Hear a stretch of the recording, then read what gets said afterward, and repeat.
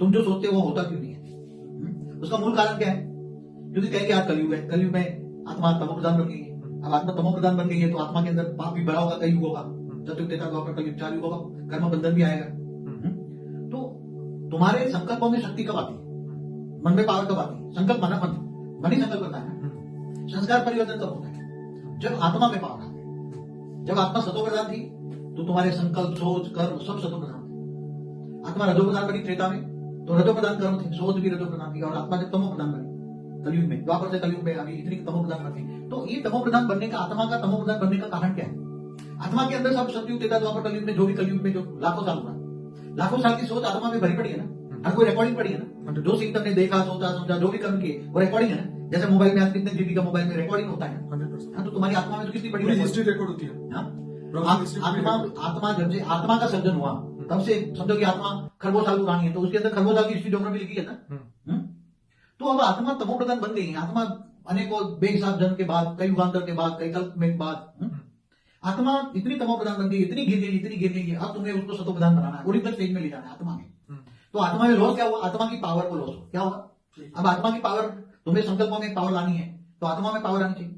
अब आत्मा तो कई कैटेगरी की है, मैंने आत्माओं की अलग अलग कैटेगरी की बात कही। तो जो हाई क्वालिटी आत्मा है वो सोचता है कि मैं अच्छा सोचूं, ज्ञान में चलूं, गीता ज्ञान में चलूं, कर्मयोगी बनूं, परमात्मा की याद में रहूं।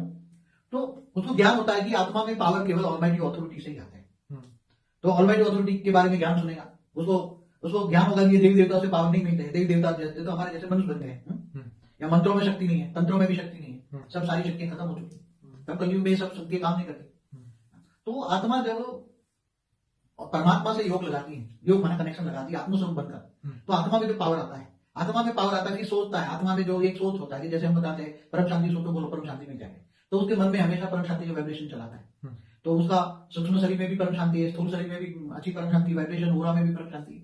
और ये तो नया रिकॉर्डिंग बना ना बापू जी? अभी ज्ञानी आत्माएं कर रही है ना। ओके, और जो आत्मा में पुराना इतना रिकॉर्डिंग भरा पड़ा है उसका क्या? आत्मा में जितनी जितनी पावर आएगी, आत्मा में पावर आएगी योग के माध्यम से। योग के माध्यम से, योग से आएगी ना, ऊपर जाएगी ना। ठीक है। तो योग के माध्यम से आत्मा में पावर आएगी, पावर आएगी तो आत्मा की भी ओरिजिनल शक्ति धीरे धीरे जाती जाएगी ना। ओके। आत्मा की जितनी जितनी पावर से, जैसे पावर आप दिया जलाते हो ना, ठीक है। तो दिया जलाए तो अंदर की आत्मा का दिया जल गया ना, तो आत्मा के अंदर की ओन पावर, दो पावर है, एक तो ऊपर से ऑलमाइटी ऑथोरिटी से मिली पावर, परम प्रकाश, परम लाइट, और उसकी ओरिजिनल आत्मा की पावर भी जग जाती है। तो दो पावर इकट्ठी हुई ना। बिल्कुल।